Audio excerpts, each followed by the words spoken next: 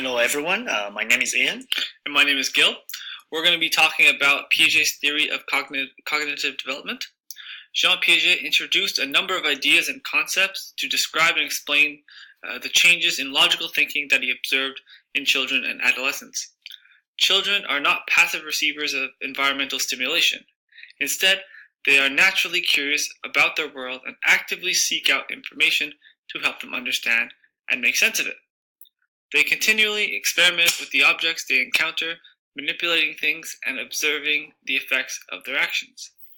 Piaget believed that the mind has structures in a similar way that the body does. Piaget created the term scheme or schema for the organizing structures humans use to think or guide their behavior.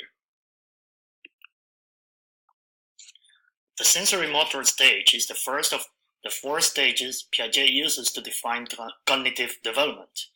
During this period, infants are busy discovering relationships between their bodies and the environment.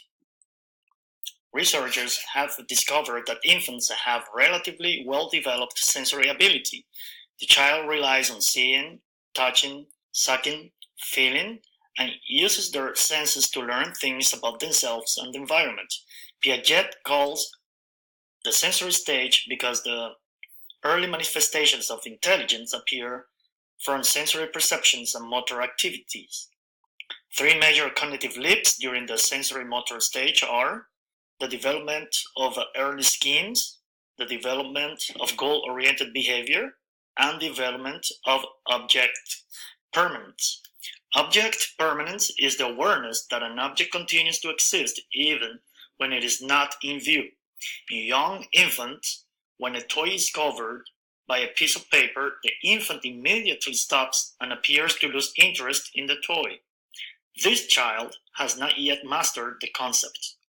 In infants over 12-14 months, when a toy is covered, the child will actively search for the object, realizing that the object continues to exist. Between the ages of 2 and 7 years old, kids enter stage 2, the pre-operational stage. This stage is represented by symbolic thinking. When a toddler is in the sensorometer stage, once the object is out of their senses, the object does not exist. In the pre-operational stage, however, symbolic thinking allows children to keep the object in their mind so they are able to think about it later. Furthermore, with the development of language and communication, children are not only able to label objects, but to communicate their ideas to others about said objects. While their brain has matured, their thinking is still egocentric and illogical.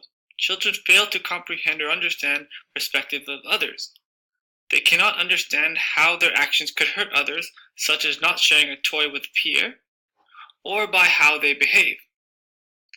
The illogical mind of children exhibits a singular classification system in which one object or person can only be part of one category. So, for example, children have a tough time understanding that their dad can also be a firefighter. The concrete operational stage is the third stage in Piaget's theory. This stage typically occurs between the ages of 6-7 and 11-12. During this stage, the child begins to reason logically and organize thoughts coherently. However, they can only think about actual physical objects. They cannot handle abstract reasoning.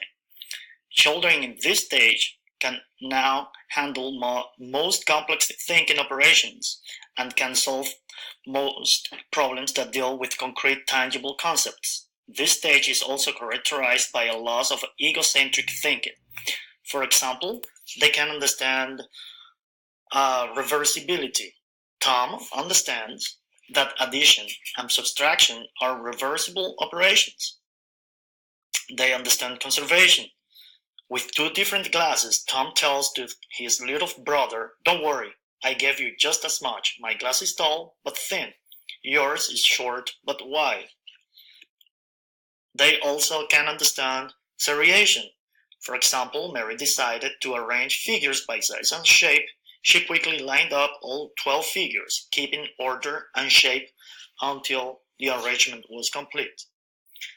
They also learn transitive inference. Children can seriate mentally after comparing A with B and B with C. They can infer the relationship between A and C.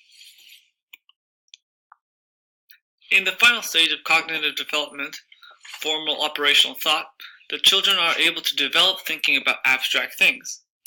There is no need to touch, feel, or experience something with the senses. Children can think of things and solve problems in their head. Furthermore, children begin to use the scientific method by hypothesizing and testing their reasoning through experimentation. One variable is manipulated at a time to validate or disprove its role on the hypothesis. They seek validation of their idea because they understand that others may have different ideas and different perspectives.